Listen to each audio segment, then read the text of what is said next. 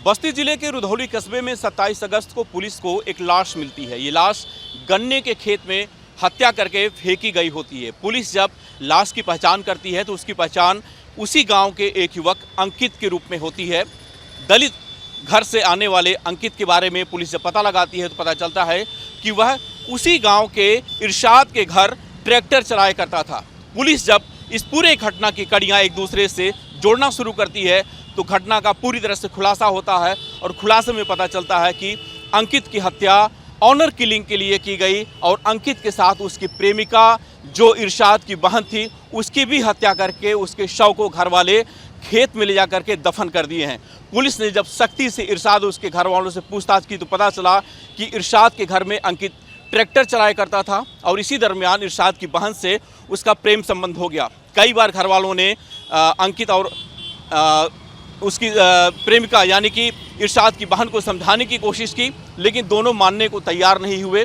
अंकित अपनी दुनिया बसाना चाहता था लेकिन घर वाले उनके प्रेम में आड़े आ रहे थे और यही कारण है कि लगातार समझाने के बावजूद भी जब अंकित समझने को तैयार नहीं हुआ तो 26 अगस्त की रात में अंकित अपनी प्रेमिका से मिलने जब इरशाद के घर में देर रात पहुंचा, उसी समय घात लगाए घर वालों ने अंकित को पकड़ा, उसे बुरी तरह से पीटा और गला दबाकर उसकी हत्या कर दी। अंकित की हत्या करने के बाद से इरशाद और उसके घर वालों ने अंकित के शव को गांव के बाहर गन्ने के खेत में ले जाकर फेंक दिया। उसी रात अंकित की प्रेमिका की भी हत्या की घर वालों ने। अपनी ही बेटी, अपनी ही बहन की हत्या कीटनाशक पिला करके की। जब मौके पे पुलिस बाद में पहुंची तो उसे जहां पे हत्या हुई थी वहां पे कीटनाशक की एक शीशी मिली।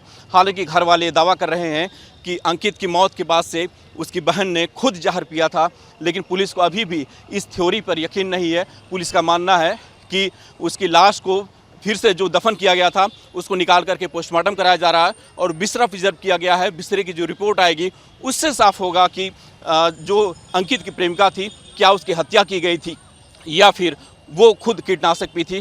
फिलहाल इस पूरे मामले में अंकित के जितने भी दुश्मन थे जिन्होंने मिल करके अंकित की हत्या की थी उसमें से इरशाद और उसके 2 भाइयों को पुलिस ने अपनी गिरफ्त में ले लिया है। इरशाद का पिता अभी फरार है और पुलिस मान रही है कि बिस्तरा का जो रिपोर्ट है वो 102 दिन में आ जाएगा और उसके बाद से अंकित की प्रेमिका का भी जो मौत हुआ है वो क्लियर हो जाएगा कि उसकी हत्या की गई थी या फिर उसने खुद अंकित की मौत के बाद से जहर पिया था।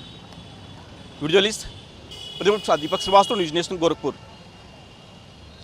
वीडियोलिस्ट प्रतिमुख दीपक श्रीवास्तव, न्यूज स्टेट, गोरखपुर।